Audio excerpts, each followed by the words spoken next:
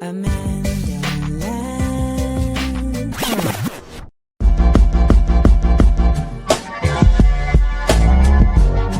We are.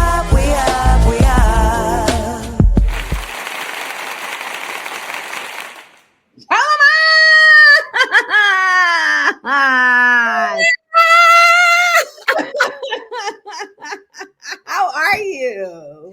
Sis, je suis beautiful. I am very fine. How you doing? I woke up today and was like, I don't think we're gonna make it. Let me tell you, I was just listening to the tail end of your monologue, and the way I was clapping, I was like, yes, we need to have this conversation.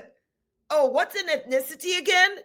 You know what? Yeah, being called an anti-Semite today is a freaking badge of honor, especially by those people. Yes. And I'm like, what are you doing? What are you doing? You're utterly rubbishing what anti-Semitism is if you reduce it to people, not having the right to say we stand against a state that commits genocide.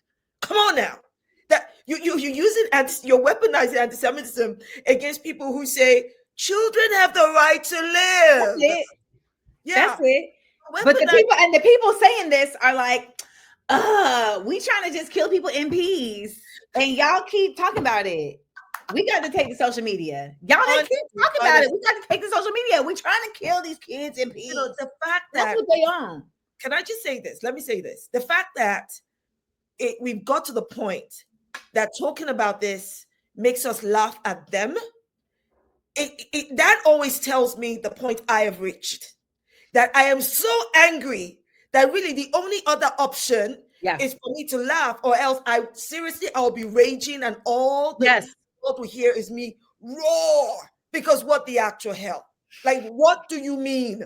What do you mean to tell me, hey, me, that I can't open this God-given mouth of mine and curse the hell out of you for committing war crimes? Well, like, let's do this. Wait, let me play this video for you. Because since you're talking about you want to get mad, I'm gonna get mad with you. I'm gonna get mad with you. Where is it? Dang, where's this goddamn video? You know what? I gotta transfer it. So we'll come back to it. What are you up to? What's going on? What are you talking to us about today? Oh, well, we're going to talk about, I believe, what it means to be Black in Britain, to be Black in today's world. That's what we're talking about. And having to deal with the nonsense that is no sense from people in power. I mean, I reacted to Donald Trump's racist rant at Ilan Omar and Somalians, right? Oh. Yeah, that one. I mean, it's nothing new, but you know what it triggered in me, though? What it triggered in me was me remembering all these Americans who told us during the general election that please stay out of our politics. Please don't have an opinion. Please don't say anything about Kamala Harris. I'm like, no. Because when you choose a rotten-assed, racist rapist, white supremacist in chief as your freaking president of the country seen as the most powerful, the most this in the world, you are ending up influencing my country and every other country. So yeah, I am going to have a freaking opinion, and I'm going to speak. So I'm kind of like, people are very protectionist about, like, they're very territorial about things like that. Like, even down to here in the United States, like, people will be like, don't say nothing about my state. I'm like, your state is in the country I'm in. What are you talking about? Like, this is what I'm like, don't say nothing about New York if you don't live in New York. And I'm just like, I mean, it may annoy you, but New York is like a world capital. So thank you. I just found the whole conversation and the way people want to possess what you can or can't talk about. Don't get me wrong. I think there are times that you can challenge people's authenticity and standing to opine on something that they either clearly have jack all knowledge about, or just infusing themselves in there to be able to cause trouble. I think that there are always moments for that. But you have to recognize that America has such power that the president of the United States calling a Black woman a sitting U.S. Congress member, garbage, only serves to embolden the bottom feeder racists, not just in the United States, but in the United Kingdom, across Europe, and all of these so-called racists, so-called West. So yeah, we have to say something. We have to be able to respond to it. Yeah. So I want to play this video for you. Okay. It's gonna piss you off. Oof. So this is Elon Carr, who is the CEO of the Israel American Council. He is the former U.S. anti-Semitism czar. That tells you everything you need to know. And here he is at a Jewish conference in New York. And so we are living in a time of miracles and unprecedented opportunities. And the challenge for us here, and with this I'll end because this is key. The challenge for us here is to leverage Israel's successes into our successes and our victories here, because we are one people. Israel's weakness is ours and Israel's strength is ours. And now that Israel has turned the entire geopolitical situation on its head, our job in the diaspora is to leverage those wins and win here. Do to our enemies here what Israel did to its enemies there, and on that, the IAC is focused. That's a good idea. Thank you. Do to our enemies here what Israel did to enemies. I'm sorry, genocide, starvation, ethnic cleansing, shooting at will. Okay, hold up. I told you it was going to piss you off. So while you get your thoughts together, I want to remind you all that all of the things that Dr. Shola Mos has listed, in addition to that, is the surveillance practices that we have seen growing stronger and stronger. We have seen incredible repression, not only here in the States, but much more even in the United Kingdom. I just saw somebody get pulled over, and the cop told him that he was getting arrested because he found a watermelon sticker in his car, right? So when you see this, and shout out to Sabi Sabs, who said, wait a minute, was that a threat? Because Jewish supremacy is a real thing. They're at a point now where they're like, listen, we that girl, and there's not going to be any stopping us. And I'm going to show a video a little later in the show of Idi Amin, the former dictator, who, by the way, he was many terrible things. Oh, yeah. He was right about Israel, though. The Israelis. He clocked them. He clocked them. And he talks about it. And, you're starting to see the same way that you were just naming the rise of bold racism by the statements made by someone like Donald Trump.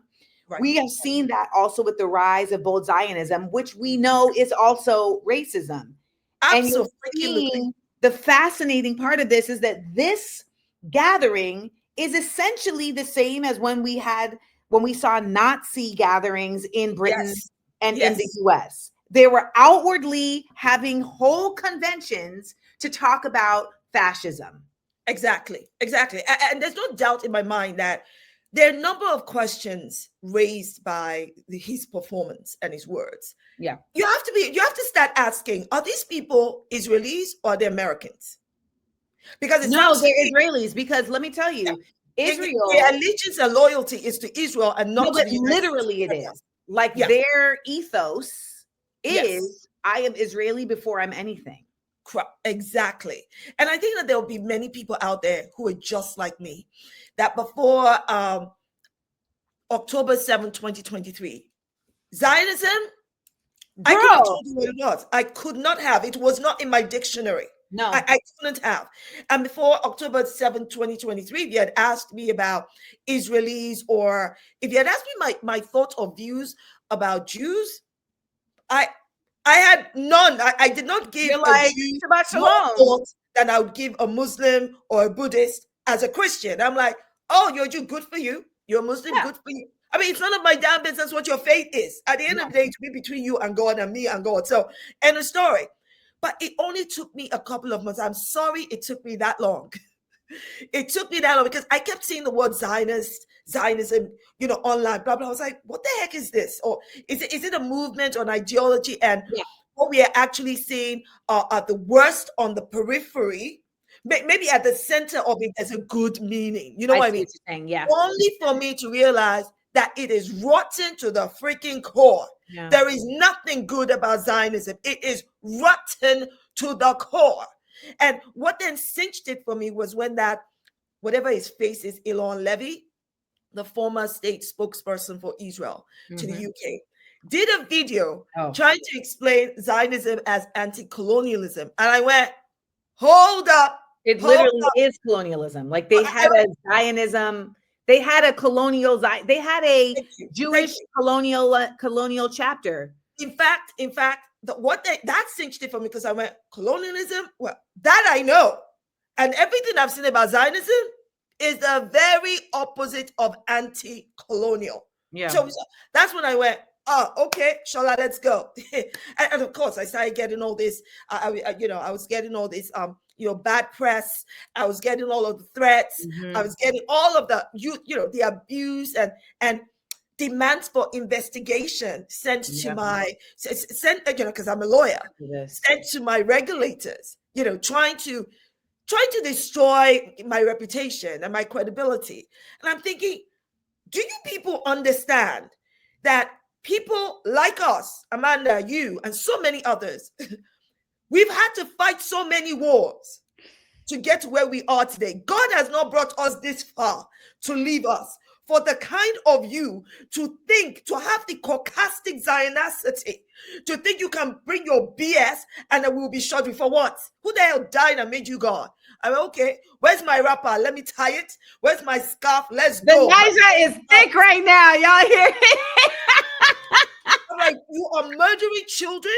I am witnessing children being murdered and witnessing civilians being decapitated. But you have to, let the Nigerian in me speak, because right now I don't need any of that British politeness. Put that to one side. The Nigerians should come out, because we are ready to go. We will ride at dawn. Because are you mad? That's been my attitude for the last 2 years. It has been. I've watched it. I mean, you were brought into my zeitgeist because we were talking about the same things, right? And yes, to me has been a blessing, just being able to have, I mean, I will say, I'll give credit where it's due. So the algorithm did its job in that regard. It brought folks together who may not have necessarily stumbled upon each other. And so I ask you, in Britain right now, as a Black Brit, how does colonialism get talked about in Britain in this time that we're in? Oh, colonialism is talked about as a good thing. It's talked about as it's nostalgic for white British people, some white British people. It is a matter of British Empire, because after all, we went and saved you savages from yourselves. If it wasn't for us white people coming into your African huts, you would have no civilization. You'd have nothing to talk about. But basically, history is being rewritten on a daily basis, and it's being used to justify even what we see today with Zionism. Okay, and at the same time, the same way you find language that that treats Zionists, Jewish people, as, when I say Zion, I mean Zionist Jews, as victims, when the reality is that these Zionist Jews are oppressors masquerading as victims. They use that same language, right? About that it is not colonization, not at all. After all, this is not what Israel is doing. They gaslight you every single day. And for someone like me, especially as a Black activist, as a Black female activist, I am drawing on so much of my history. My history as a Black person, my history as a Black female, my history as an activist. And I'm thinking, do these people think we are dumb? Do they not understand that there's so much of what we are saying that we've seen before? So it's interesting you mentioned earlier in your monologue, there's so much that we get gaslit on. So think about language, the way they refer to, if you're Jewish, it's an ethnicity. No, it's not an ethnicity. It's a faith. Or the way they, at most, maybe at ethno-religious ethnicity, fine, because That's you've got even being generous. You ask Jewish folks, and you ask the real ones, and they'll keep it a buck with you. They like Exactly, they made it up. Or when I hear, or when I see, you constantly get these Zionist talking points, and these Zionist talking points come to you by white Zionist Jews. We all know Black Jews and brown Jews exist, but we know that the helm of Zionism are white Jewish people. Just as you have with anti-Zionist Jews, you find white anti-Zionist Jews saying Zionism has jack all to do with Judaism. Zionism nothing to do with us. It has. Please stop referring or conflating us with Zionism. So here I am now. Wait. Oh, a bill to ban dual citizenship in the United States has been introduced in the Senate. By who? Senator Bernie Moreno, a Republican in Ohio, introduced Senate Bill 3283, Exclusive Citizenship Act of 2025, which would ban dual citizenship in the United States. Right. The bill would require. Yeah. Would there be any exception the bill? Let's see. The bill would require a person with U.S. citizenship and that of another country to give up one or the other, alleging that a U.S. citizen holding citizenship elsewhere may create conflicts of interest and divided loyalties. Mind you, I promise you, Israel is not the exception. I mean, that's why I keep telling y'all that we're about to have the United States of Israel. They are going to make Israel an official part of the United States, and then Israel is going to take over. Just remember I said this. Oh my God. If passed, a U.S. citizen who voluntarily acquires foreign citizenship would have to relinquish their U.S. citizenship after the date of enactment. Those who have dual citizenship would have to submit a written renunciation of foreign citizenship to the government no later than 1 year after the enactment of the act. Those who do not comply will be deemed to have voluntarily relinquished their U.S. citizenship. So you are hearing me now. I want you to hear me say this now. I will do that when it's time. And I will just be Grenadian. I will say this, though. I will say this. While they try to target non-white people, the people this should really affect. I know. Are those American Israelis. Really? No, but I'm telling you, Shola, I have been trying to scream this from the rooftops, and folks are not hearing me. What we are watching, is it's not that we're watching a coming together. We're watching a rising together. Yes. It has been together. We are literally, Miss Latia said it. Thank you, because this is what I've been trying to say. The United States is being colonized by Israel. And they keep thinking it's the other way around. No, because Israel has been embedded, Zionism has been embedded in the fabric of the world, of the globe. And the UK, same shit. The UK is already colonized, sis. We are already colonized by Israel. I hope people are paying attention. We are already colonized. Zionism is so insidious in Britain. It permeates every facet of our society. But it took October 2023 for someone like me to wake the freak up. I was walking in a slumber. So many of us were walking in a slumber, not realizing what was happening right in front of our eyes.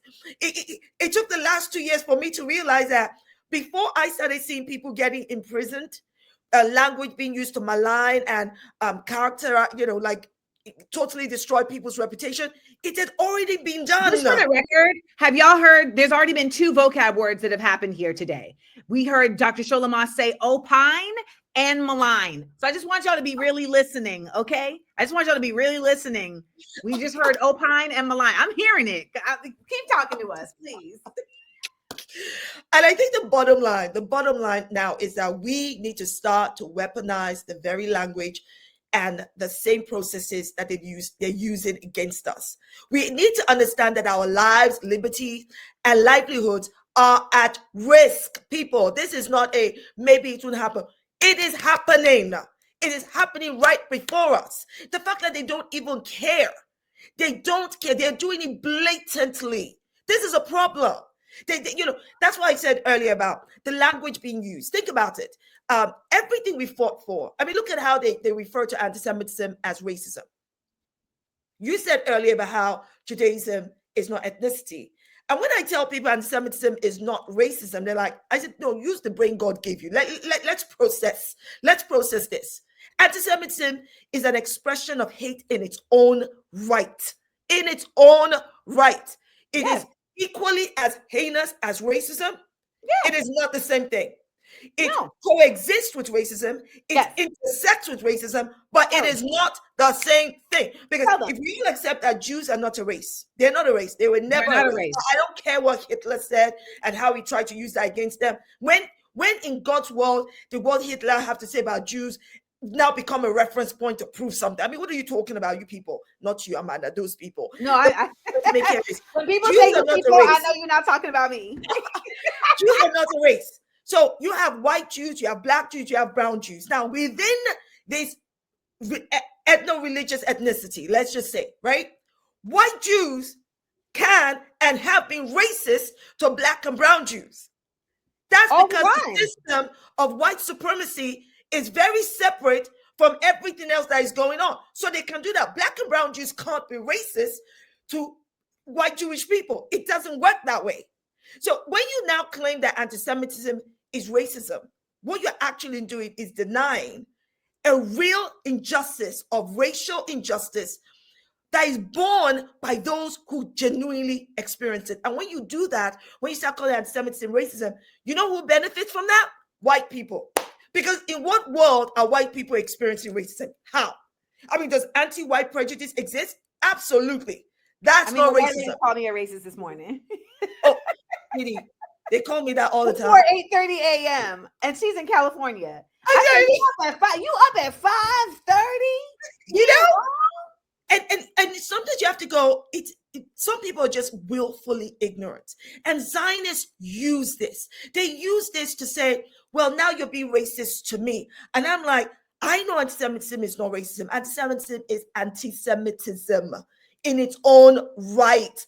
And if you think about it, when I say you got the white Jewish person, black and brown Jewish people, when they talk about anti-Semitism, have you noticed, Amanda, that they're really only talking about white Jews? Nobody talks about the anti-Semitism and racism that black and brown Jews experience. So black and brown Jewish people are experiencing two intersecting inequalities and racial injustices, and people have the caucastic audacity, the caucastic Zionicity.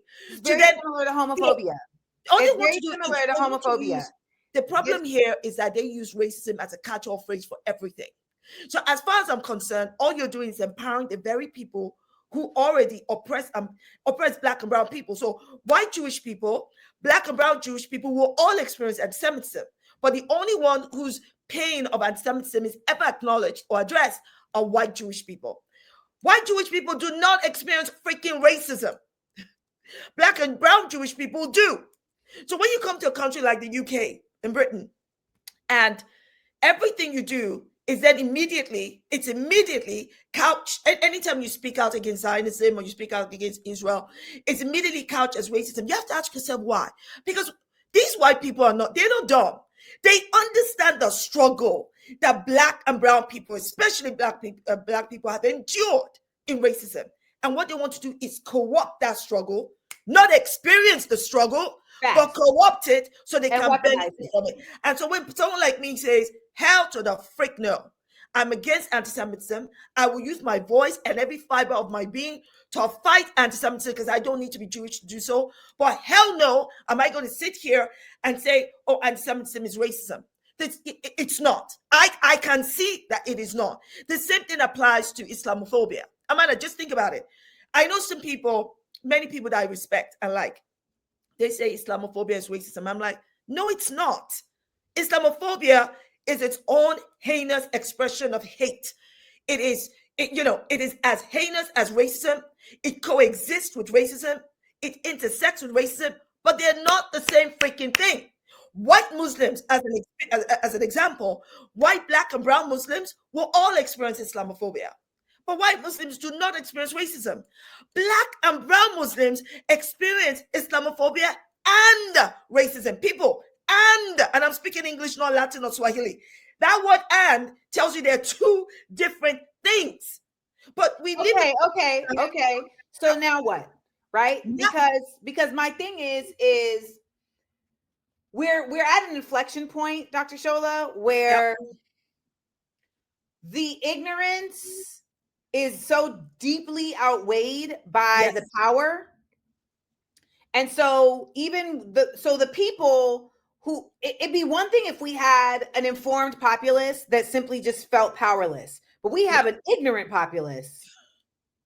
Exactly. Right? That also feels powerless. Like someone, like someone asked the question, Adrian asked the question, are the countries so used to being colonized that we just don't fight back? Oh, no. This is where we get it wrong. Okay. America was once upon a time colonized by Britain, but we know that it has way surpassed its former colonizer, right? Yeah. Britain, unless you want to talk about the Romans, let's just talk in the last how many hundred years. These countries are not used to being colonized. They are the colonizers. So what is happening here is not colonization as we understand it, the way they went to Africa, South America, and it's like colonization 2.0. Thank you. Colonizer colonizing the colonizer. It's colonizer on colonizer violence.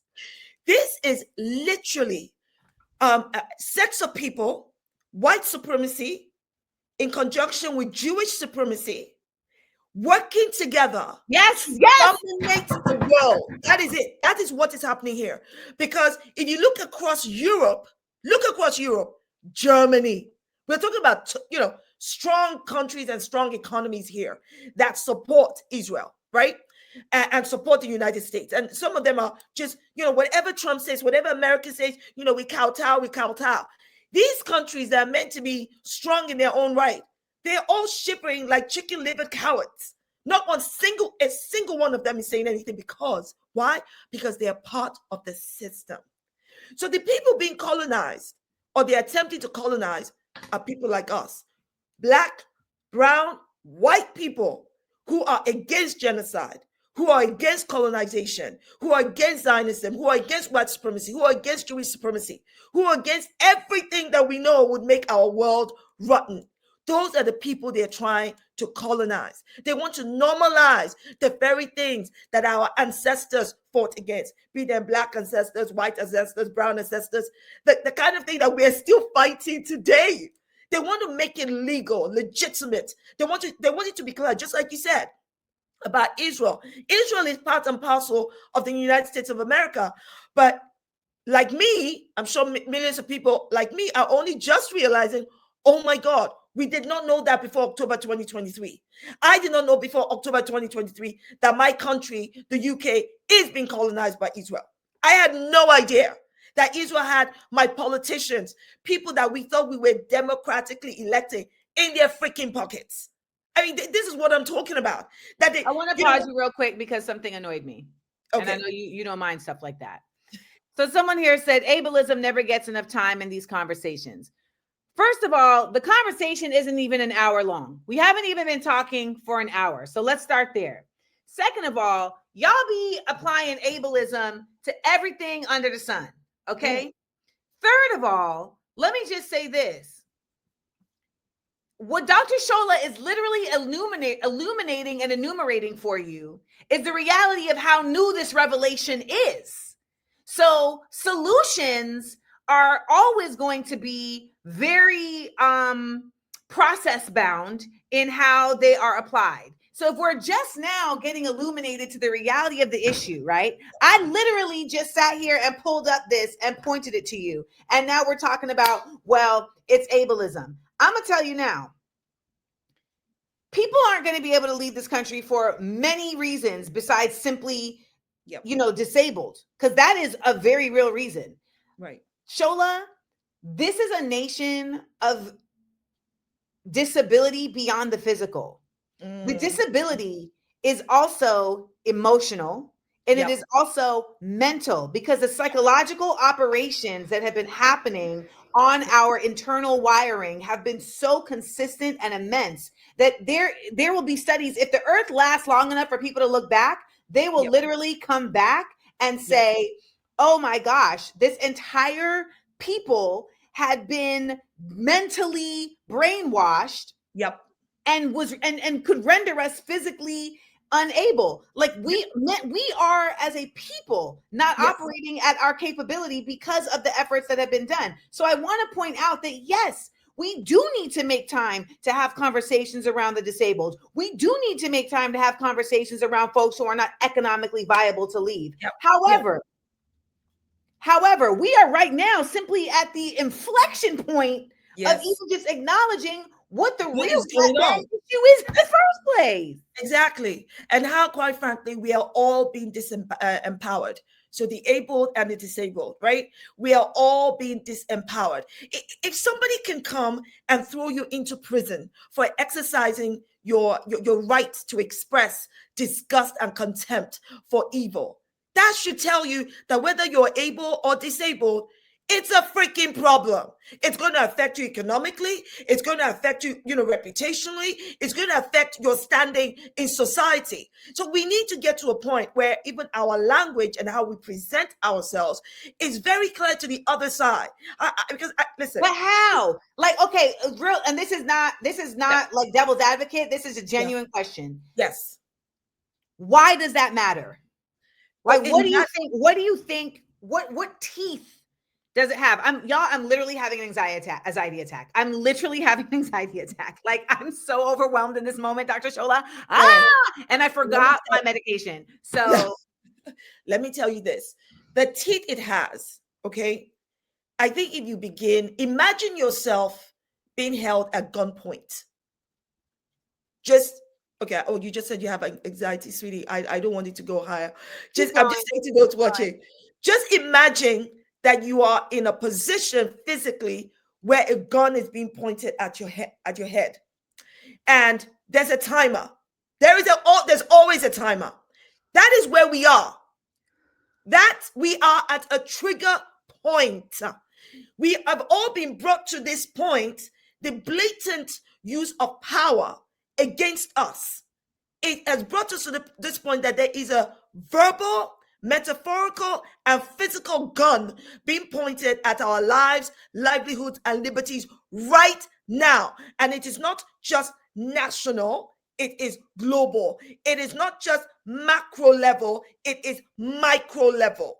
And if you can't begin to comprehend how serious that is, that even you, when I say you, not you, Amanda, but those of you who like to, there are other people fighting this battle, Amanda, Dr. Shola, all these people, they're doing it. I don't need to do anything. You're wrong.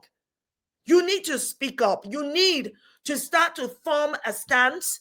You need to form a stance that makes it clear who you are, and that you are not purchasable, that that you as a human being, you count and you matter.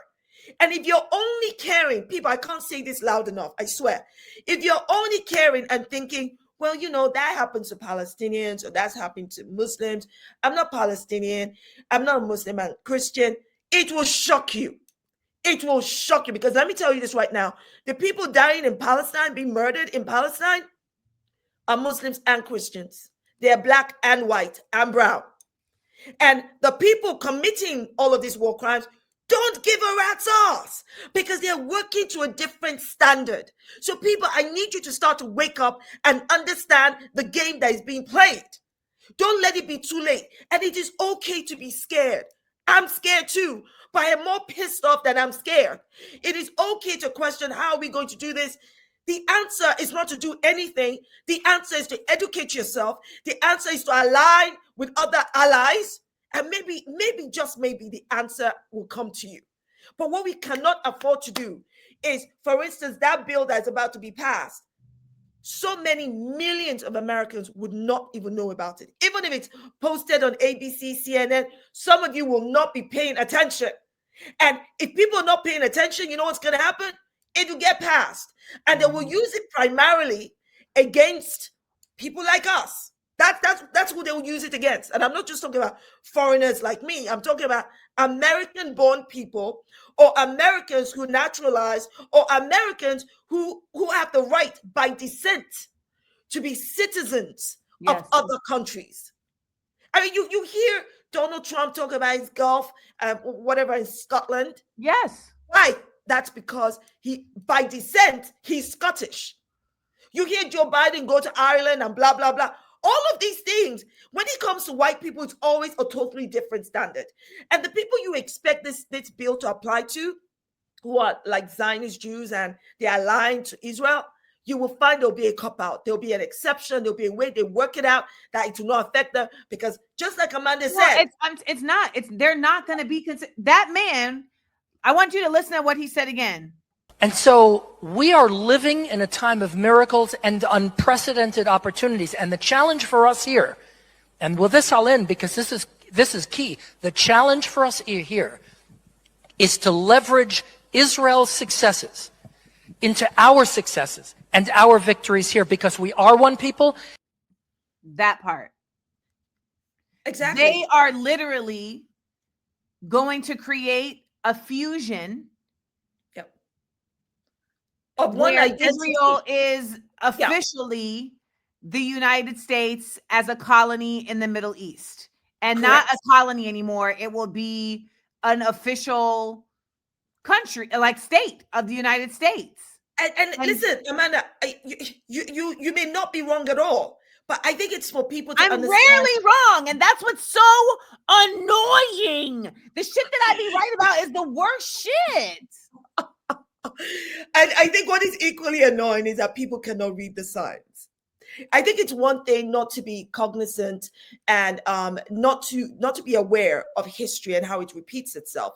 But when you see something like this happening, then you are duty bound to educate yourself. You're duty bound to ask questions and to get the right answers. And when you've been given so much information, pray for wisdom and discernment so you know right from wrong. But what we end up doing that is so wrong is that we get so tied up in our own pain, in our own struggle, in our own personal losses, that it makes it difficult for people to see outside, because you don't understand that they're weaponizing your pain and your struggle to keep you down.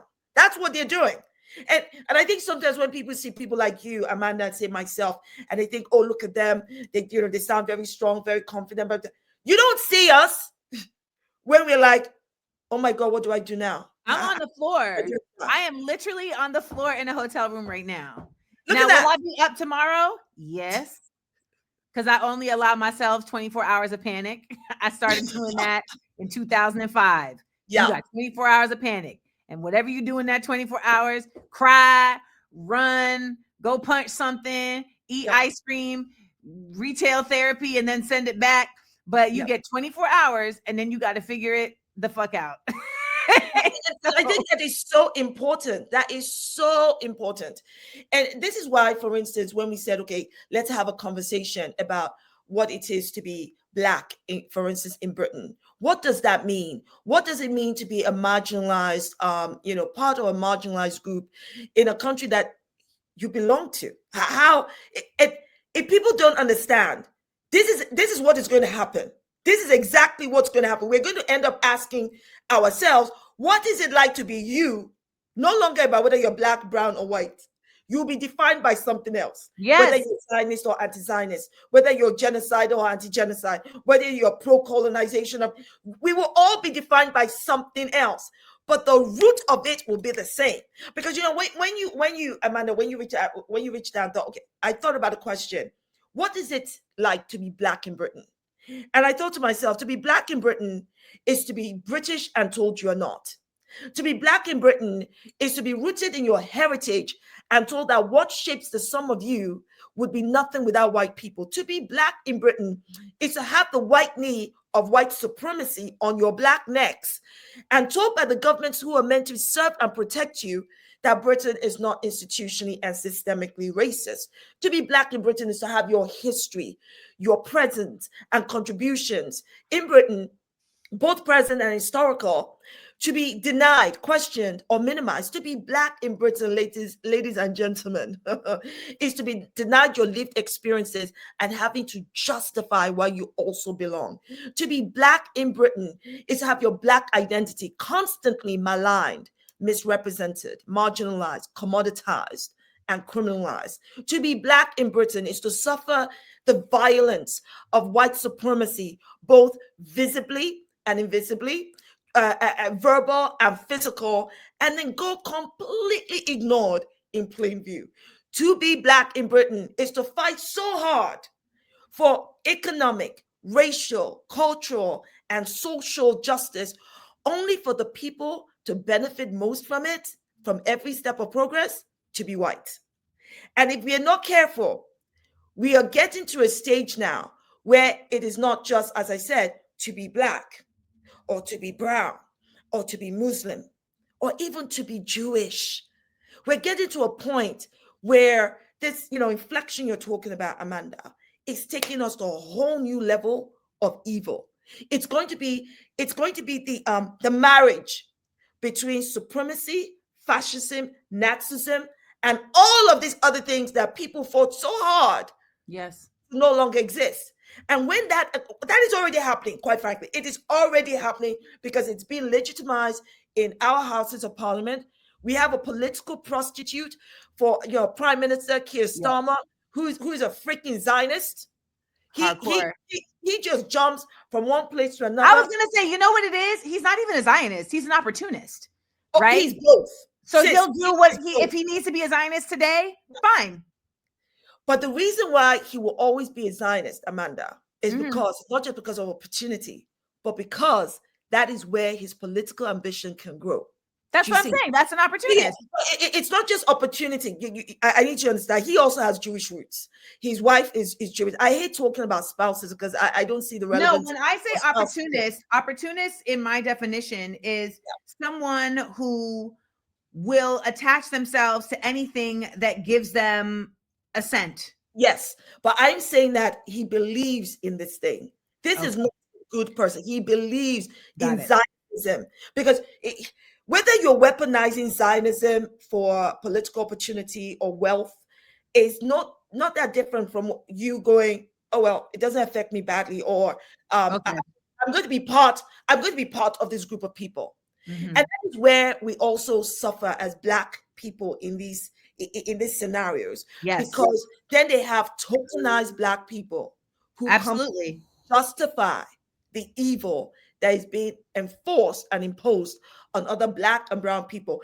Then we get tokenized, ladies and gentlemen, Christians. As much as I hold Zionist Jews in contempt, I hold Zionist Christians in deeper contempt. As a Christian, I consider them to be far worse and evil, quite frankly, because you're literally taking the Bible, taking Jesus Christ, taking God, and weaponizing the very thing that is meant to bring salvation. You're weaponizing it as oppression. And you're using all of these dumbass, willful, ignorant ideology, all because, it's called Israel. Let me tell you something. When they named the parcel of lands that was apportioned to Zionists, when they named it Israel, they knew what they were doing. Of course. They knew exactly what they're incredible marketers. And they could have called it anything else. But these Zionist Jews knew, because there are more Zionist Christians than they are Zionist Jews, right? They knew they needed the power of Zionist Christians. And Zionist Christians they're rooted in white supremacy. The Black and brown ones are racial gatekeeping, enablers of white supremacy. White nationalist Christianity is rooted in white supremacy. And it's that white supremacy and white nationalist Christianity that was empowered, that was used to colonize from continent to continent, from country to country. So as far as I see it, and I've said it, I'll say it again, I think Zionist Christians are the absolute freaking worst. And that's why, as a Christian, I'm grateful to God. I really am grateful to God. It is so important to have discernment.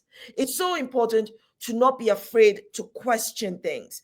Because, when they come with their Zionist talking points, like, God gave us this land.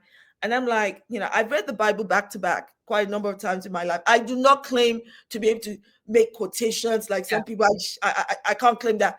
But I have enough in my head to know, okay, let's go with God gave you the land. But same God that kicked you off the land because you pissed him off. And we all know why you pissed him off and why he kicked you off, because you want to use the Bible to claim ownership and legitimacy when the same Bible says you pissed him off so much, he kicked you off. And then you get more points like, well, this is Israel. And the Bible says that anybody who goes against Israel, and that's not what the Bible says. The Bible says nothing of the sort. And then they want to bring up Jesus. Jesus was a Jew. We know that. What's your point?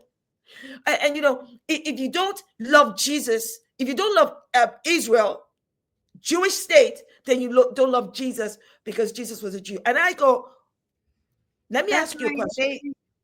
Let me ask you a question. Go and read the New Testament from back to back and show me where Jesus talked about Israel, talked about the return of the kingdom of Israel. He did not. He could not give a rat's ass about Israel, kingdom of Judah. That was none of his damn business. All he talked about was the kingdom of heaven. It's also not a historical text. Period. It's not a Magna Carta. It's not a Declaration of Independence. It has been chopped up and screwed like Houston hip hop. So sometimes I say, I would love to make the time one day. I would love to make the time one day to read all the scripts that did not make it into the modern day Bible. Correct. To even read the Quran, to even make the time to read the Torah one day. I don't know when, because I am sick and tired of people bringing things, passages out of the, Quran or out of the Torah to justify or delegitimize. And I go, and it's all different times. And not like the New Testament has mad stuff from Paul, and Paul Thank you. There when he was alive. And even the Old Testament. I mean, I've got writings in my Bible, right? I was reading over Acts, and I've got things in red where I'm literally pissed off at Paul. Like, what do you mean? I'm writing it there because you can almost tell there's a difference. Paul is who wrote Revelations, not Revelations. Paul is who wrote Acts. Oh. Yes, he was like by himself. These were all just visions that he had, and he was like, "Yo, let me write this down because I'm feeling some type of way." That's a Substack. Yeah, but also you can also see where Paul's opinions. That's what I know. What is meant to be God's word. Because here's the one that, women basically saying women should be seen or heard. I'm like, if women should be seen or heard, why is it that God made women judges? Why is it that God in the Old Testament made women judges and gave women to Aish, my red pen out. What do you mean? Like, if Paul was standing in front of me, I mean, he and I will be having a time of argument because are you okay? But I've resolved, as a Christian, and I said this to myself years ago, that there are going to be things I don't have answers to. And I'm sure God is way too busy, especially because I disturb him about other things I really need time on. That when I finally meet my Father in heaven, we will have a conversation. Because I'll be like, well, first of all, God, I can already tell you the conversation is going to be, them people was speaking for me. They was just talking for me. There was a game of operator. They was taking messages. You know what it is? You know what a lot of the Bible is? A lot of the Bible is how when you leave a voice note and then you have to tell the person, yo, I did voice text. So the translation may be off. Like, that's really what it be. Is God talking I think sometimes, which is why when I talking to folks and they interpreting it, when you read a text, you read a text wherever you at. So Moses read the text where he was on the mountain. He was like, this what it says to me. I don't know if Moses would have read that the same way where he not on the mountain. I know. But this is why maturity, and when I say maturity, I don't mean age. Maturity in growth as a human in your relationship matters. For the longest time, I'm grateful to God for this. At some point in my journey in life, I began to understand the difference between Christianity as as a religion and Christianity as a relationship with God. So I don't do religion. I do not have time for religion because for me, religion is burdensome. My spirit You're too rejects smart. it. You can't. It You're just rejects it. your brain. You're too smart. You're too intellectual, Shola. You can't. I don't know about being smart. What I do know is you can't because you know that it's being used to manipulate you. So you can't. Your brain won't even let you be that. So you're like, no, I think. But this is where I think my God comes in, because He has fashioned me differently, so that my very spirit goes. That doesn't. Let me tell you. Let me explain something to you. When I go to church, when I'm in church, and the pastor is preaching, and Peter said, and John said, and Jesus said, automatically in my mind, I'm going, all right, but what's that got to do with me? Explain it to my immediately, because I already know what Jesus said, what Paul said. I understand. I can read the Bible. What I need is to break it down in a way that can help me live my life, not just get from point A to point B, not just survive, but to thrive. And to me, that is where the essence and authenticity of the Bible comes in, where you are learning and you're growing. One day you learn something from a particular text, and the next day you learn a different thing from the same particular text. That for me is growth with God. And to me, that is where I'm like, God, thank you. But now that I understand the difference between religion as as man-made and relationship with you, with God, please help me stick with you and not fall into the trap of religiosity. Because so let me tell you, this brings us back to the question I asked you about language, because what you're really describing is how the spirit communicated through language speaks to your spirit, right? Yes. And I can say that I've experienced that not from the Bible, but through other texts. I've experienced that through the lyrics of Bob Marley. I've experienced that through The Alchemist by Paulo Coelho. Like I've experienced that through Parable of the Sower. So it's and I've been talking a lot lately about how like there is something unique about humans and the writing. It's not just communicating, it's the writing. There is no other animal that writes, right? And we often talk about, our uniqueness as humans is in civilization. No, it's not. Like other animals have civilizations, they have ways that they exist that are civilized. So it's the writing. And what you're saying about our language and how we are referring to ourselves as having power, I want to piggyback on that and say it can't simply just be in our language verbally, but we have to be writing on walls, in books, online, everywhere. Like we have to be making physical record of our existence in our own words. But we also, Amanda, if I can add to that, we need to be birthing. And when I say birthing, I don't just mean, pushing a child out of your, panani. That's not what I'm just talking about. I'm talking about you birthing that dream, you birthing that vision that can have impact on one person, 10 people, 1,000, 10,000, 100,000, a million. And it is through that people will get that inspiration and aspiration, because something will trigger something in them that speaks to their spirit about the kind of change and the kind of contribution they can make. To me, it's amazing how on social media, I come across people I have never met in my entire life, but I connect with them in a way that I've not connected with those that I see every day. That's something. Or I might connect with a language or text or a word of wisdom. Somebody else, and I see it as wisdom. I go, wow, where have you been all my life? I mean, I'm literally saying this to somebody after. It could be a man or woman. I don't care. I'm like, where have you been all my life? And I think this is why I said, look, we are duty bound to educate ourselves. And education does not necessarily mean you need to read up on everything. Some of us are not great with reading, not because you can't read, but because you find it boring. Don't read, watch. Listen, use audio, engage in conversation, but do not do yourself and the next generation a disservice by not educating yourself and by not asking questions. I am going to say though, you need to read. Even if it's boring, that's why I wrote What Would the Ancestors Say? The way it's written is that you can read small chunks.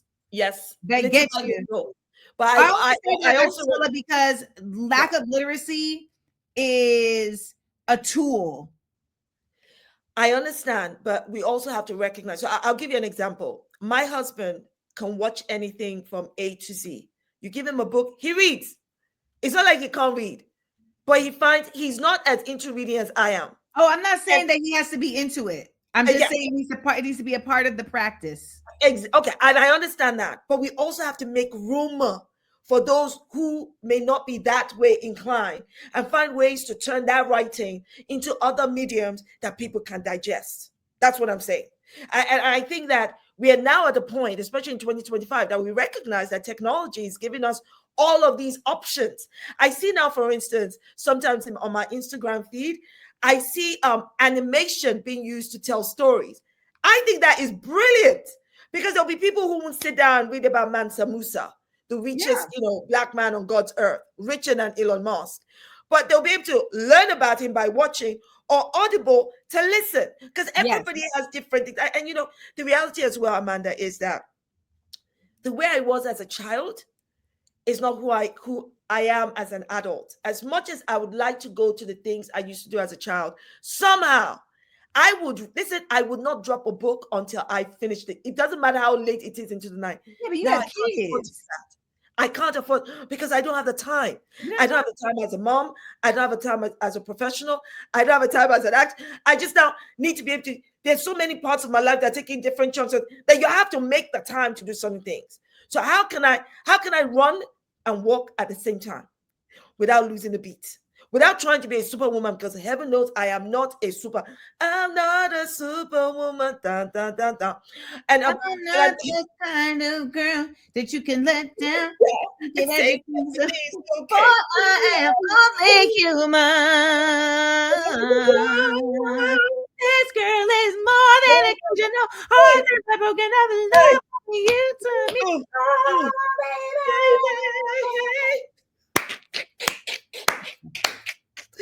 Oh my word! And I think it's so important for us to understand our strengths, our weaknesses, make room to improve ourselves as much as we need to fight the common enemy, and also not be afraid to be afraid, not be afraid to be anxious, but do like you said, Amanda, put a timer on that fear and anxiety. It's true. I mean, I saw someone in here say that ADHD makes it hard to read. Listen, I can only read 3 pages at a time. I'm not I didn't say it's easy. Read a whole book, yeah. Yeah, I didn't say it's easy. I read 3 pages and I'm like, woo. Well, gotta go do something else. Exactly. I'm just saying that, even if it's an article or something, like it becomes an exercise that y'all have to practice because we're so out of practice. Yeah. And part of our ADHD and our autism is also exacerbated by the fact that we really don't take in information in that way anymore. Like, we actually, our anxiety gets triggered by having to focus because we don't even our chemicals are shifted in how we entertain, how we engage with things. But I did have a question. Someone asked a question before we go. Because I do have to go to Baltimore. Someone said, what? Oh, I guess I didn't start it. Well, basically someone asked what are your suggestions for people who can't leave the country? And whether you're in England or the US, I'm pretty sure it's the same, but I'm curious your thoughts. Right. Okay. So when you say you can't leave the country, it almost suggests that you want to. Okay. Well, like how I was like, I really believe that we are reaching an inflection point. And if you are anti-Zionist, it will become criminal for you to exist here. And it will become incredibly dangerous for you to exist here. And if you are not able to immigrate somewhere else, then what do you do? Okay. I think there are 2 things here. There are some countries that you can get citizenship from. I think there are ways to it. I don't know. I've heard some people become citizens of. No, people don't have money, Dr. Shola. People don't have money. I don't know if you know this. Here in the United States, no one has money. Exactly. Okay. So my thing would be this. If we're perfectly honest, my thing would be this. Unless you choose to go work and live somewhere and get a working visa so you can just be out of the country, the reality is this, that we cannot afford to leave our countries in the hands of these people because then nothing will change. I'm not asking you to sacrifice your life, I am saying that I think if you are staying and you are there, you have to be prepared for some of the worst things. I don't want you to lose your life. I think that now is the time for you to start your preparation. So if you do want to leave and you're able to get a working visa somewhere else, fine. If you have no choice but to stay, then you need to start to arm yourself with knowledge, arm yourself with the right circles, arm yourself with power. And that power not stops, but starts with how you engage in your community, in your society. Don't leave it to other people to do. So it doesn't matter if you're from a small town in Minnesota, which Trump was just saying about, Somalians. Start to, if there's nothing that exists, create it. Start to create a subset community of people that you can recognize who are like, okay, this is who you can go to for legal, for accounting, for this. You need to have a circle of people around you that you can trust. And then when I say trust, I don't mean, oh my God, I'm giving you my life. That's not what I mean. I mean people who are like-minded, people who are also engaged and knowledgeable in things that you are not knowledgeable and engaged on. So start to widen your circle. And can I just say to you, let me just say to you people, that it is important for you not to limit yourself. It's bad enough that they've limited you by their perception. So you could be Black, brown, you could be Muslim, you could be part of a marginalized group that is already limited by the perception of those in power. Remove that limitation from your mind and broaden your horizon. Start to make new friends. Start to understand things you did not understand. And I'll tell you this, as I've grown older. I recently turned 50. I know I don't look it, but we do try. Happy birthday. But one of the things I've learned in my own journey is to unpick my learning. People, it will shock you how much I did not realize I had internalized from white supremacy, from ignorance, from things I was exposed to as a child, or growing up as a teenager, or because I just never made the time.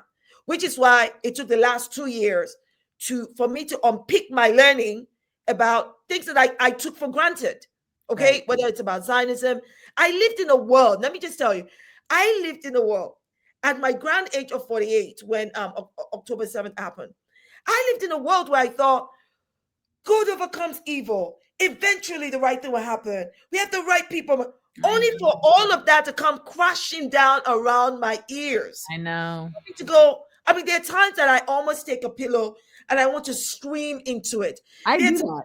Throw my remote control at the TV screen, but the only reason stopping me is because there's a cost of living crisis and I can't afford to buy a new one. So you end up just managing your own expectations. I'm like, where have I been living? What have I been doing? I thought I was making, I thought I was making impact. But how could I possibly have been making any kind of impact if I didn't even know about ABC? I remember recently, I think it was this year, that there was a documentary on Channel 4, which is a British channel. And they talked about, this documentary was about the far rights against Asian people, against Bangladeshi, Pakistani people in Britain. Amanda, the focus of this documentary was about the murder of some of these Asian people in Britain. By the time I finished watching it, I was aghast at my own ignorance. I was ashamed that I never heard. I know. These Asian brothers were murdered by these far-right people. I had never heard about it. I was so mad at myself. That's me watching the documentary. But this is what I'm talking about. I have a duty to go learn about what I don't know. I don't even know what I don't know. That is how bad it is. The media is used to erase history. The media is used to dictate to us what we should know, what we should care about. I've started questioning every media source that I have, because I'm like, why are you telling me about this, but you're not telling me about that? Because, of course, I have broadened where I get my sources from. And so my thinking, this is what I tell my kids.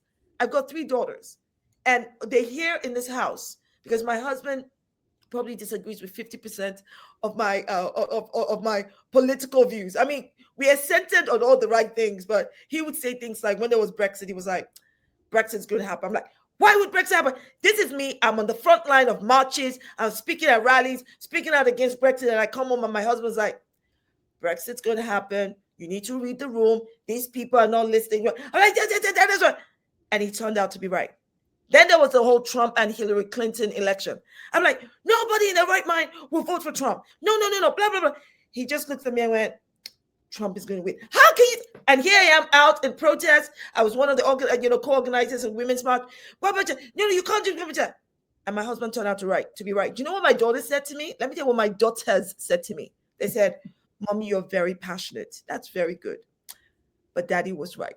No, because he was right. I'm living in a bubble where I think good must overcome evil. These people must see what's wrong.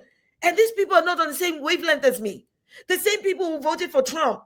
And now, especially the marginalized people, like some of the Latinas and some of the black people that voted for him, can now see that his policies are directly affecting them. I'm like, were you comatose when we told you that that's what's going to happen?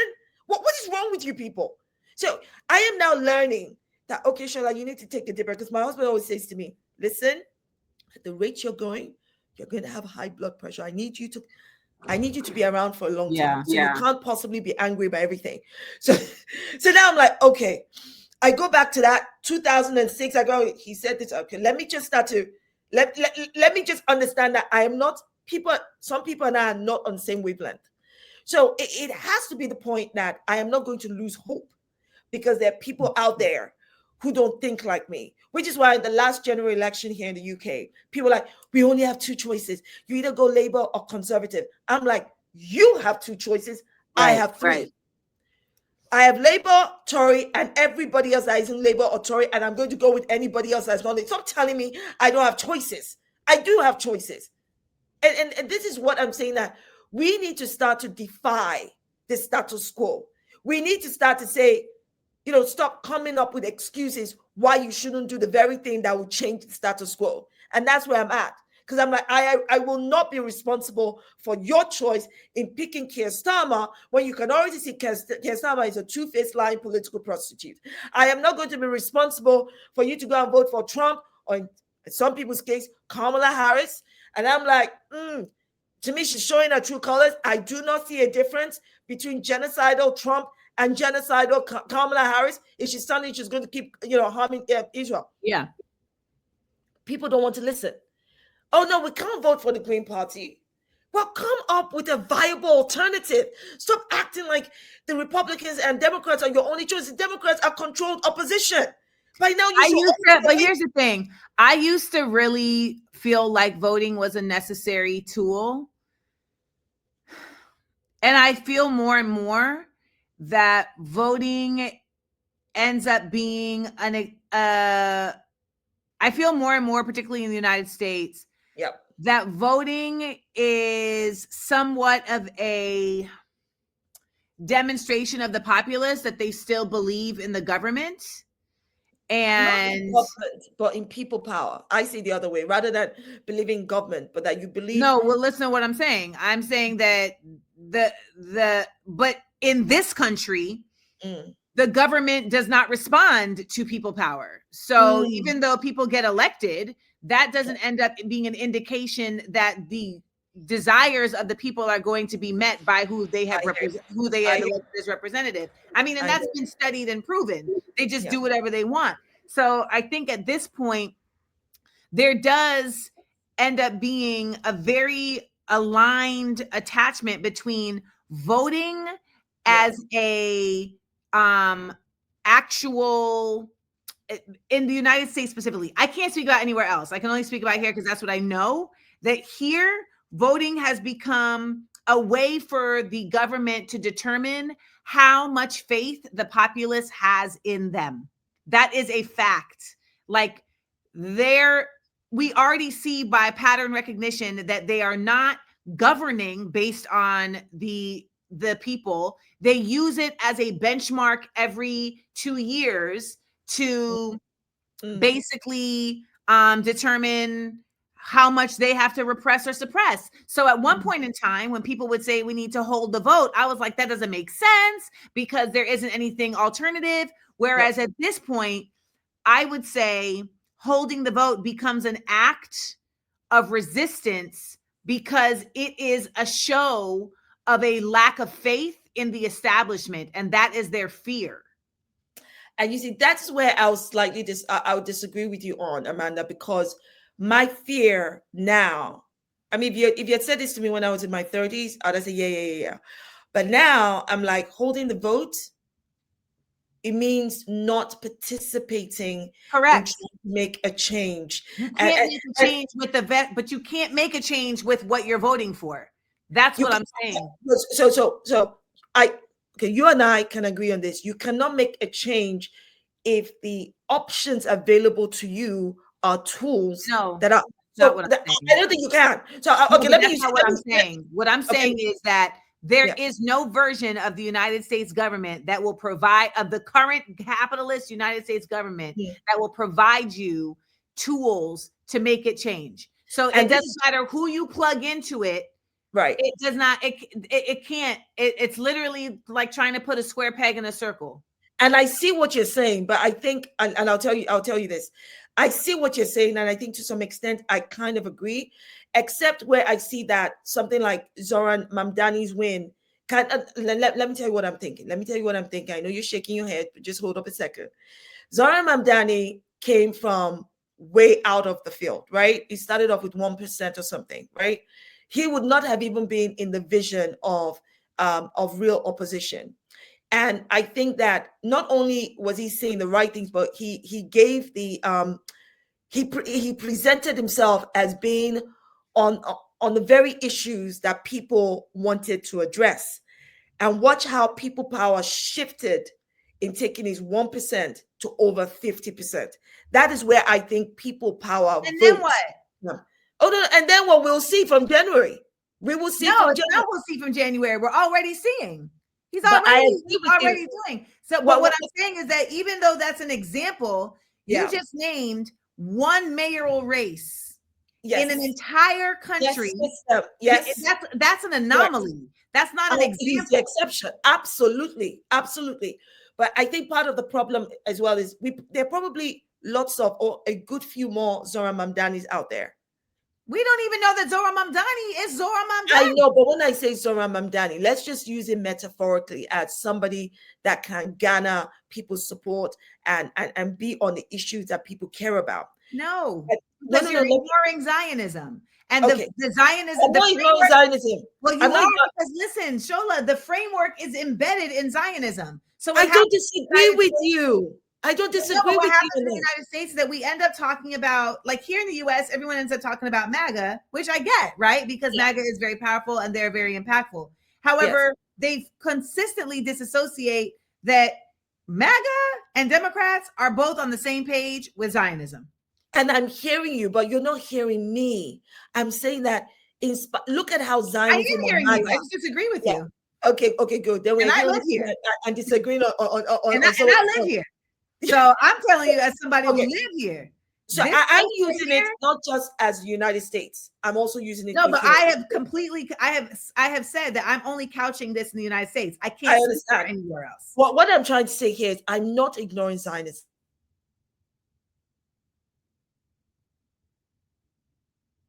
Is she frozen? Or is it me? Am I frozen or is she frozen? Is she frozen or am I frozen? Damn. Well, she'll come back. Someone said, let's hear her point of view. We did hear her point of view. What I'm saying is people power becomes something different if it's powering. Oh, you unfroze. Okay, what were you saying? Okay. So what I'm trying to say is this.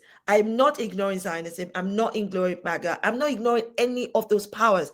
I'm using Zoran Mamdani as an example where all of these powerful systems and forces could not stop people power from changing the outcome. Now, whether or not Zoran Mamdani ends up being like the system or, successfully fights the system, we will see, or maybe we're still seeing, but it doesn't change the fact that in the face of the powerful, all of the horrible things they did against him, that people power went, F you, we're still going to vote for him.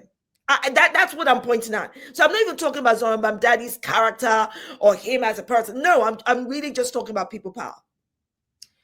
And what I'm saying is that what happens in this nation is that we are given crumbs of exception that we then name as the rule. And it continues to tie us to practices that don't actually help us. So one Zohar Mamdani, for me, cannot be considered a rule of possibility when it really doesn't match up with the realm of reality. And that realm says that even though he did get elected by the people, which is a beautiful thing, we are still seeing the Zionist rule, and we saw it start to happen during that process. And furthermore, I am now in the United States as someone who was a staunch voter, like staunch, proud. I like the dynamics made sense. I will say dynamics shift, like it's like something that made, like when we say we vote because people died for it in the 60s. Yes. And then those same people will tell you that after they died for it and got the right to vote and thought that it was going to shift the culture of this nation, it didn't. And it made them lose faith in the actual establishment that they were working so hard to be a part of. So what I'm saying is that in this time, I'm having a revelation around voting, because so many of us see voting as participatory and thus a necessity, because it demonstrates that we're here. It's kind of like a proof of life. Yeah. And I never would have considered not voting protest until I began to understand that the establishment sees our vote as a way to keep us passive. It presents it to us as our greatest tool. Here in the United States, they present voting as our greatest tool. They do the same in Britain. They do the same in the UK. Absolutely. But what would you think makes us passive? That ends up making us feel like, well, then I guess we don't have to resist. I guess we don't have to form our own communities because we are going to do our work in the vote. And the point is how we use that vote and how that vote is then weaponized against us. And this is where I have the issue, because everything you're saying about how the system works and the establishment, I see our hand in it. I see our hand. So if I use Britain as an example, and maybe it can, translate to America, I see a hand in how we elect our members of parliament. Every member of parliament you elect becomes your representative in parliament, right? In the Houses of Parliament. And what then happens is, if you exercise your vote to vote in a bad person, somebody that is deeply problematic on issues that may not necessarily impact you, but impacts other people, you're part of the problem. You're part of creating that establishment. And I've witnessed that in the way I've observed US politics, in the way people justify who they vote for and how they defend it. And I'm saying, how can you not see all this? And they come up with, the lesser of two evils. I'm like, this lesser of two evils is still evil. The problem is you are not presenting yourself with an alternative. And even if an alternative comes, you then convince yourself that you can't go with the alternative because the alternative isn't powerful enough. And I'm like, you do understand that the only reason the Republicans and Democrats are powerful in the States, the Conservatives and the Labour Party are powerful in Britain, is because you keep voting for them. If just for once, the majority of the populace decided to take their votes away from these people, take your votes away from them, there's jack all they can do about it.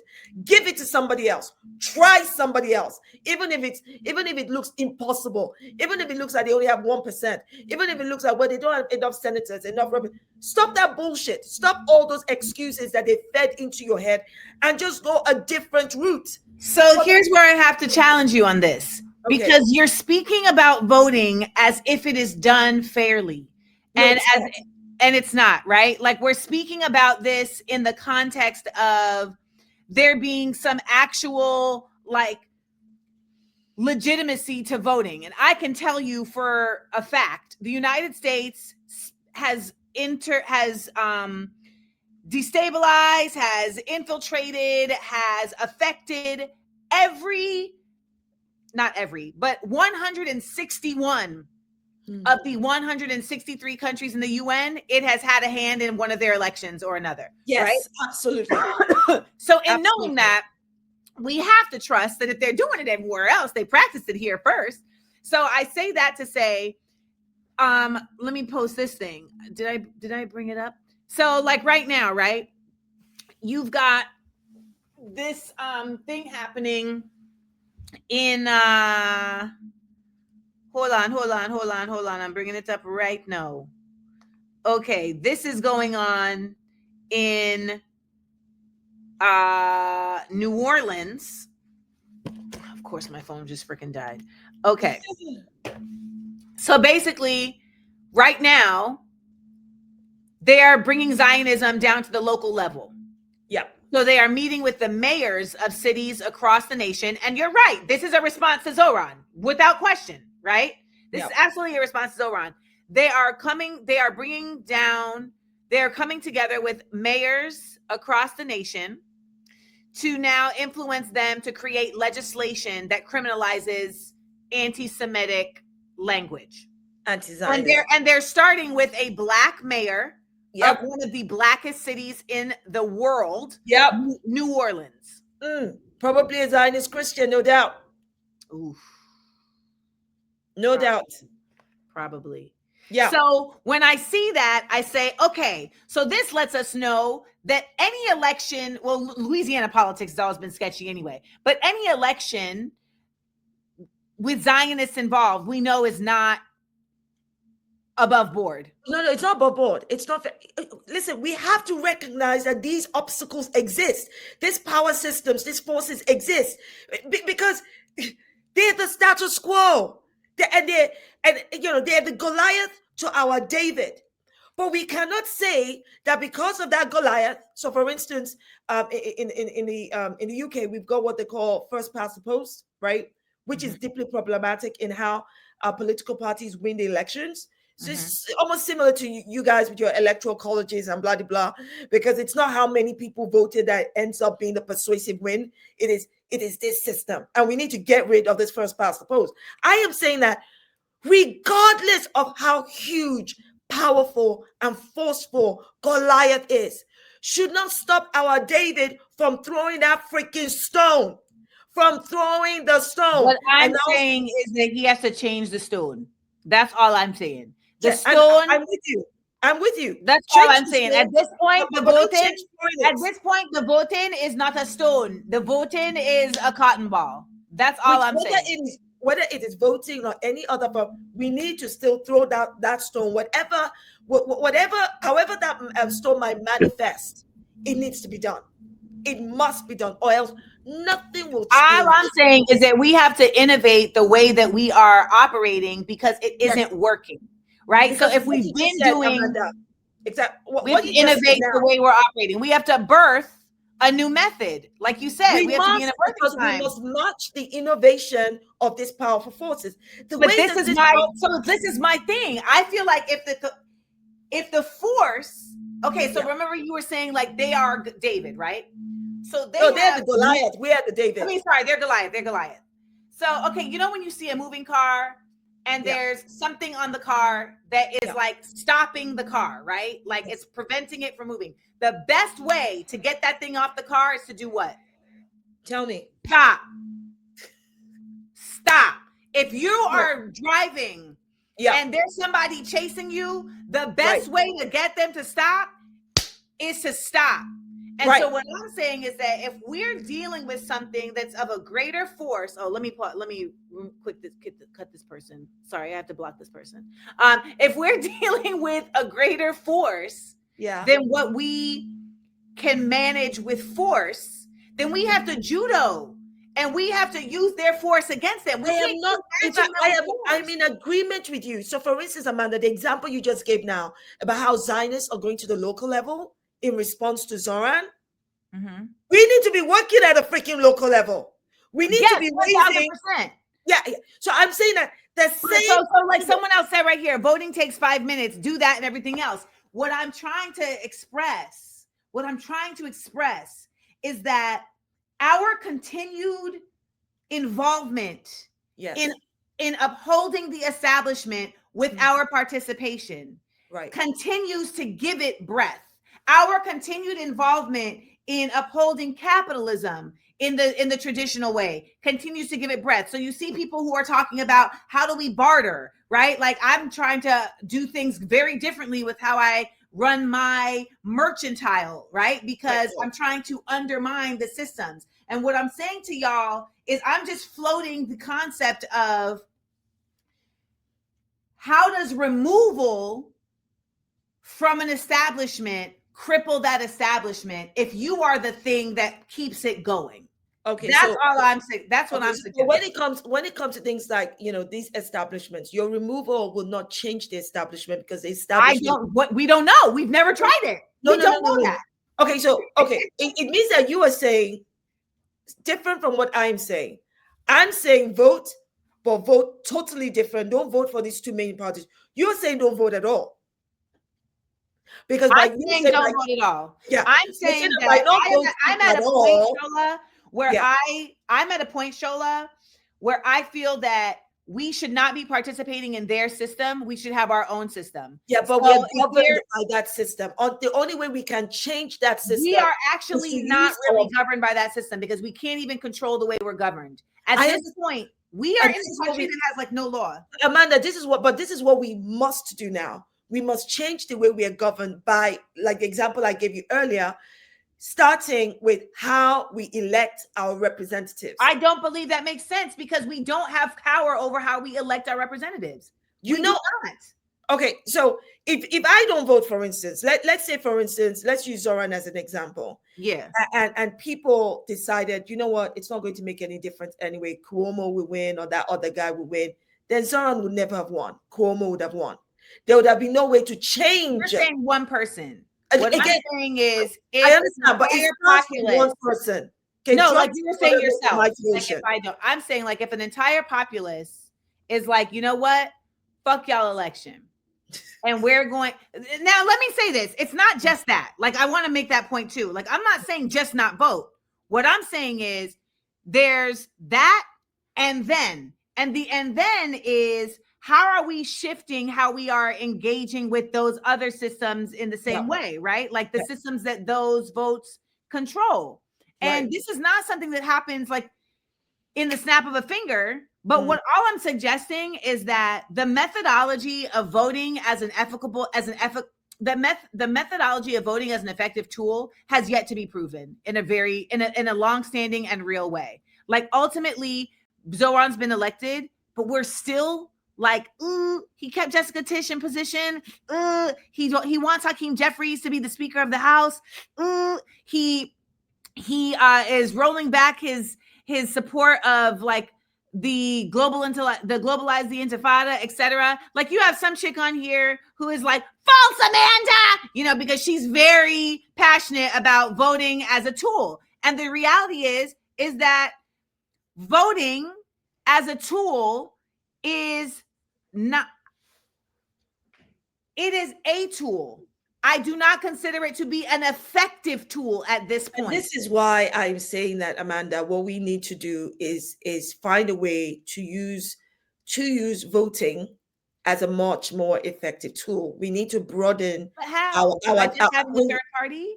No, not just a third party, but we need to widen our breadth of. Hold on, real quick. Hey, Amy, you got one more fucking comment before I remove you from here, because I don't know who the hell you think you're talking to. You got one more. What did she say? She's just in here talking to me like, have you door knocked? Do you know, like the way that y'all be talking to me like I'm your little friend? I don't know who you think you're talking to. Oop, Rolando already removed her.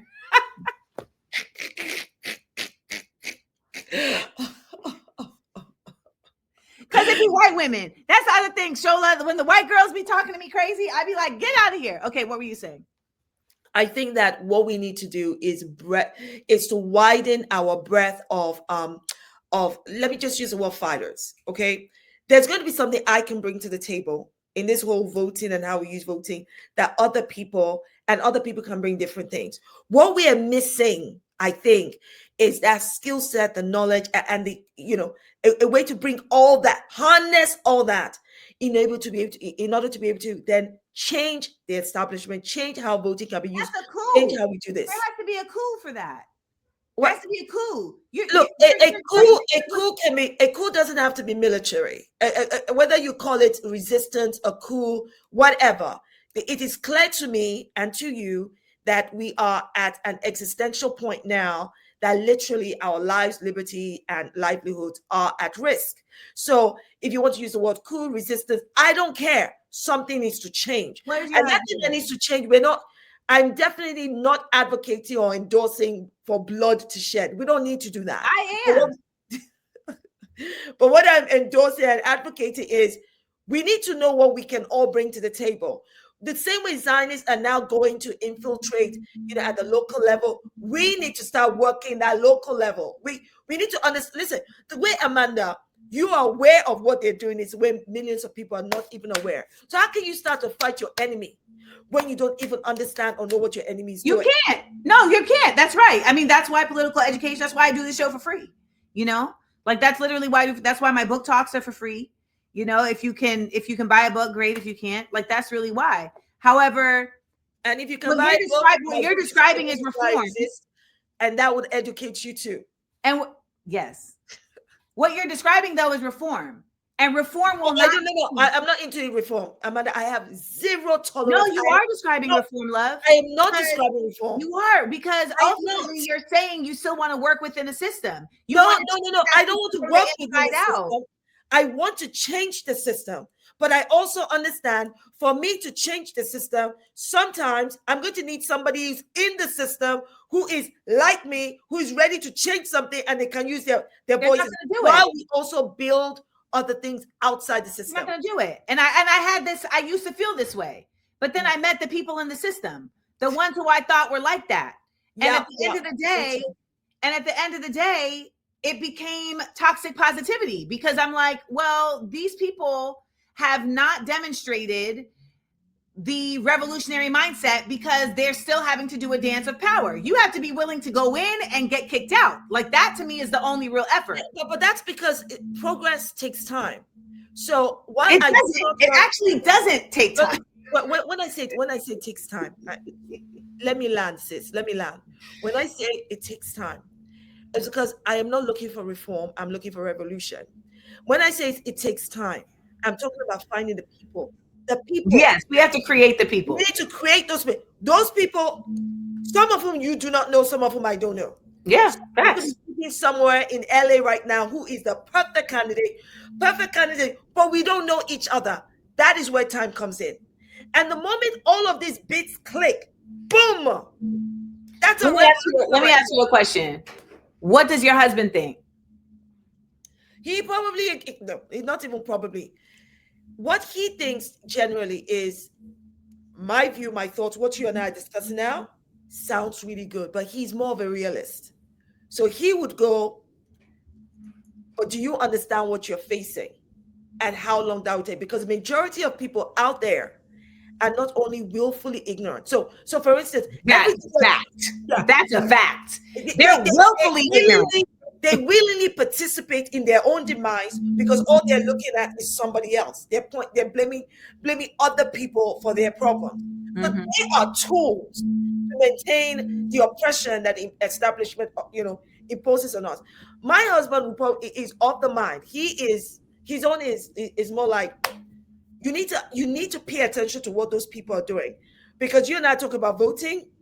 Those people are probably more than you. There are probably more of them who are willing to come out to vote, willing to be weaponized as tools. While amongst us here, we are not even unified. Sometimes we're talking at cross purposes. We can't even get our acts together so that we can create a formidable force to create the revolution that we want to see. So that we end up working in silos. And when one of us gets crushed, there's no rising. There's no rising from different pockets to go, let's get them back up. Let's get them back up. It's crush or go down. That's it. That is the problem. That's part of because those on that side don't have that issue. They're so unified in their hate and bigotry, in their want of other people are the problem. Because the people on top of them, the elites, keep telling them, oh, you see that plate of cookie? With just one cookie, he wants to take it from you. While the person telling them that, like the hospital of this world, have a plate. Now, they've got bowls and buckets, houses full of cookies. And they refuse to show up. So to me, this is part of the problem. Now, those of us on this side find out for revolution and say we must do something. We're not even unified amongst us. Like, well, Shola, Amanda, you need to be very careful with your language. Revolution can be. Are you mad? What else are you going to call it? It is a freaking revolution. While you're wasting your time police stoning me, there are people who are dying of hunger, starvation, being discriminated against. They need a revolution, not freaking reform. Because reform is not going to save them. Reform is not going to change anything. Let me stop there. So the last thing I'll say, because I have to go.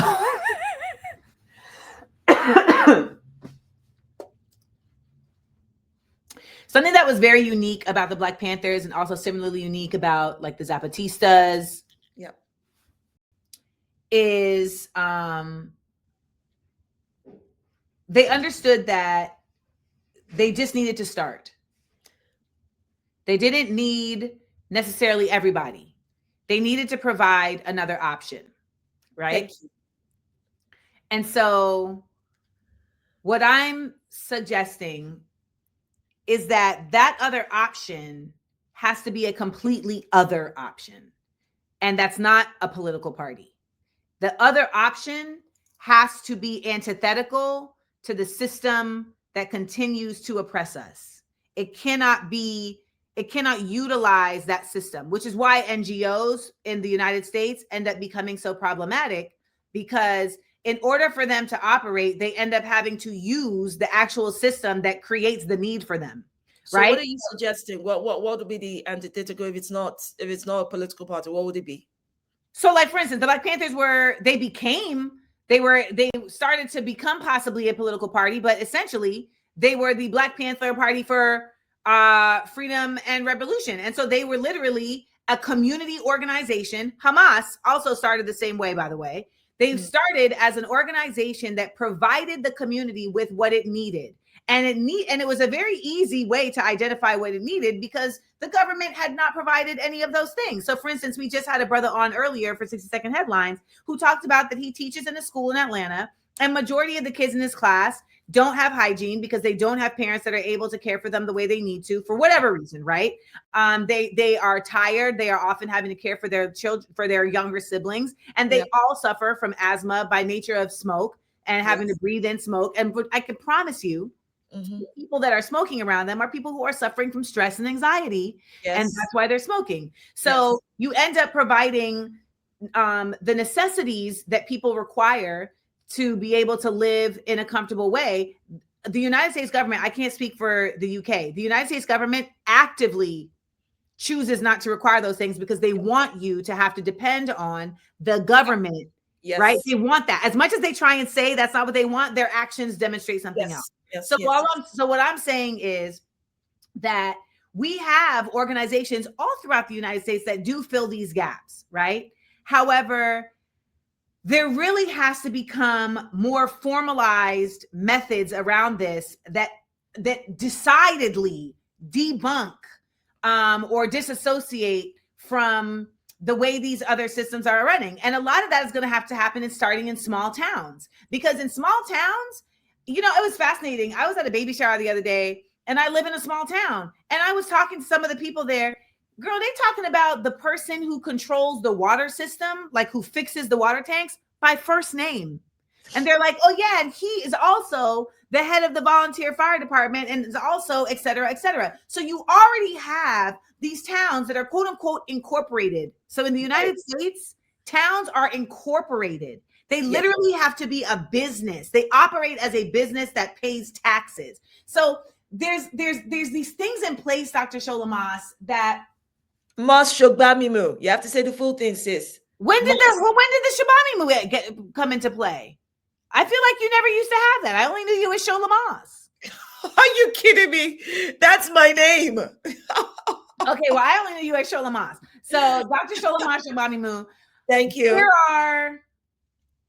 But what you were just saying. What I'm illuminating is that, first of all, we have templates here in the United States just because Black people were forced to do this, right? So before we were even allowed to be a part of the legislative process, we had to have, and we were segregated. We had literally created our own communities. Did they come and shut us down? Yes. But you, over time, like you said, in progress, you also learn, right? So it's like, okay, well, we didn't have a militarized element before. That's what we would need to have. Like, there's just, all I'm stating is that there is no version of harm reduction that's going to happen that's going to change anything. So I want to make that clear. I am very much about the fact that it's going to need blood.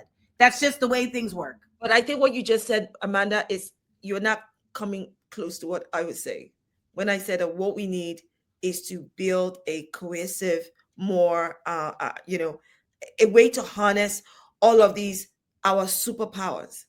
We just don't recognize what the superpowers are. That people with skill sets, people in the right position, people like you and I, some of whom are probably watching and listening right now, but can't even, we're not identifying ourselves. We need to work in unity. So across the United States, in all of its different states, we need to start pulling together locally, then statewide, and then nationally. The more you pull all of these skill sets together, the more powerful you be in how you can work. How else are these Zionists and white supremacists able to function? It's not because they all are perfect people. It's because they work in one accord for what they're unified on one thing and one thing only, which is supremacy. We need to get our act together on this side. So whether that's in the United Kingdom or United States, we need to start working local, gathering those people. Like you said with the Black Panther, meeting the needs of communities means that you end up meeting people, educating, having conversations, listening and hearing. Other people bring skill sets. People are already established in different walks of life. And those are the same people that you're going to need.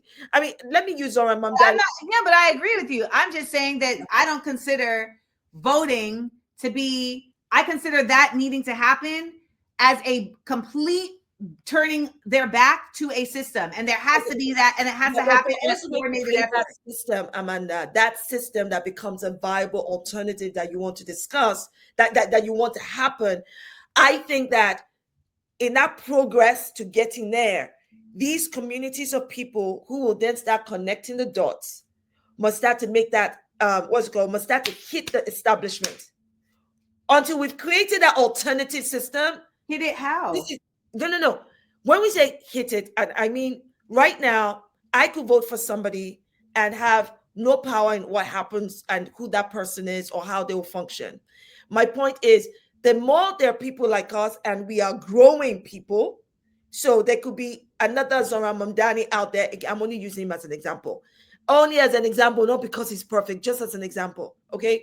There could be another Zora Mamdani out there who does not have the resource, who doesn't have the way to go to get. They won't let there be another Zora Mamdani is what I'm trying to say. Sorry? They won't let there be another. That is why we must fight that, and we have more people like us in this establishment as we build the alternative you're talking about. We need to have more people like us. People like us don't go into establishment. I don't have any business in establishment because I'm ineffective in an establishment. But the establishment is what governs the food on your table, the clothes on your back, and the roof over your head. It doesn't have to be. It doesn't have to be. But and it the does. reason why it does is because we keep empowering it. Yes, but it does. So for instance. No, it does because we keep empowering it. Well, and I don't want us to keep empowering it, because right now, as an example, for the next, when's your next general election? 2028 or something, right? Well, we have midterms next year. Okay, you have midterms, so it's not going to change your president. The president is the least important part of all of this. I understand. My point is this: until you have your midterms, until you have your next general election, we are governed by the establishment as is, correct? So we need to start building, just like the Zionists are going to the local level and trying to recruit mayors and all of that. We need to start recruiting the mayors and people and representatives from council level to any other level. That's what we need to be doing. Because until this... I don't agree. I don't agree with you. Because the Zionists control the system. So you're trying to put people into a system that is controlled by a bigger force. So the only way to dismantle that system is to find its weakness and to also not keep giving it fuel. And that's the only logic I come up with. So we're going to agree to disagree. when we're going to agree to disagree, because when you find a weakness, when you do find a weakness in the establishment, you need people who are brave enough while you're still trying to bring this alternative thing, who are going to shed a light, who are going to strike the match that will set fire. It doesn't matter if it's a tiny fire. It doesn't matter if it's a small pebble or small stone. The David that can throw that into the forehead of the Goliath. You still need them until this system you're talking about comes to pass. Have you ever seen that work? Sorry? Have you ever seen that work? I've not. Every time there's been a start of something, look at Africa as a continent. America goes in and kills them. Mm-hmm. And one of the reasons America has been successful in toppling foreign governments and invading and stuff is because half the time the Africans there don't even understand what is happening. Exactly. And then they weaponize other Africans there who are only interested in their self-interest to kill the Patrice Lumumba and other people. This is how we change things, by educating each other, by starting not just information gathering, people gathering. Come here. You need to be educated. This is what they've done to your people. This is what they're doing to us. We need to change. We need to start doing that effectively. That's what I'm saying. Political education, but that's what we do here on this show. Yes, like we have to build a populace that actually looks at the establishment. Unless there is an establishment that actually gives a damn about the populace, you have to build a populace that actually gives a damn about the populace.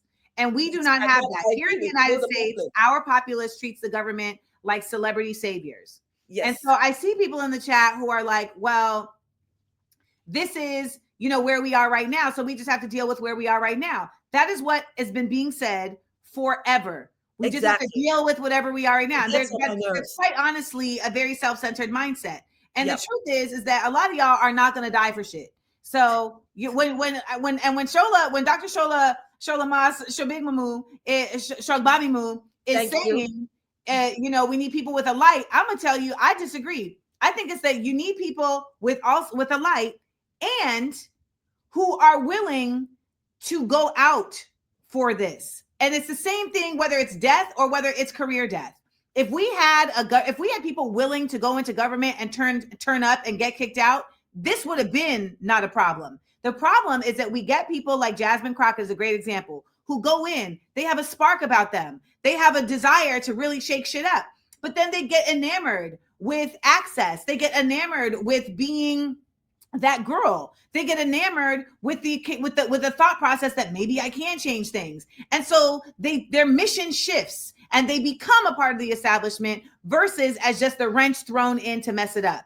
And until we have people willing to not only do that, but a community to catch them when they come out and know that they don't have to still be a part of the, because that's the other part.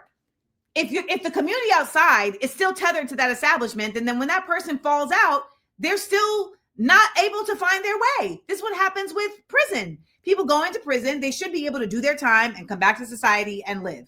They can't. Society has it completely walls up, not able to help them. So all I'm suggesting is that we have to take a very pragmatic look at what destabilizing really is and understanding that it is going to destabilize not only the system, but us for a time. And that destabilization is what gets people saying, well, let's just still do this little part because it feels crazy to change a methodology that has been ingrained in us. And with that, please tell people about the book. Because I do have to go. Okay. All right. You mean my book, This Is Why I Resist? Yes. So This Is Why I Resist is my conversation about the real issues we face, about the way our identity as Black people is constantly maligned, marginalized, commoditized, and criminalized. This is me saying I could not give a rat's ass. This is me saying every single time you bring this to me, this is what I'm going to do to you. This is me saying like I will stand in the roots to the root of my core. In fact, at the beginning, if I may just read something quickly that I felt I felt like this kind of encapsulates where I am. And here I go. I stand on the shoulders of greatness as my ancestors before me. I will not be silenced. I will not be silent. If you come for me, I will come for you. This is why I resist. It pretty much sums up where I am at in the way that I view and I've observed and I intend to fight what is clearly a concerted effort to continually, destroy Black people and the way that our identity is weaponized against us. I don't have time for that BS. Mhm. I want to be able to say, earlier I talked about what it is to be Black in Britain. And I want to be able to say, I am this. I am African from the roots of my hair to the soles of my feet. People don't get it wrong. And yes, I'm British. But don't tell me how I should be British. Same way nobody should tell you how you should be American and Grenadian. How Right. you should be American and, wherever else, your heritage descends from. It's all, I'm sick and tired of the way that we are constantly addressed. And that's what this book does. It touches on political activism. It touches definitely on our identity as women, and especially when you think about how feminism is often weaponized against us. Feminism should include us, right? So I Right. talk about this and using personal anecdotes as well. I'm just saying, listen, people, you come for me, I will come for you. I don't have time. I do not have time. I'm ready for the fight. Can you hear it in my voice? I am ready for the fight because I've seen too many people be persecuted just because they're different. And I'm not going to have it. All right, y'all. That's another book club book. They started a whole book club. They didn't even tell me.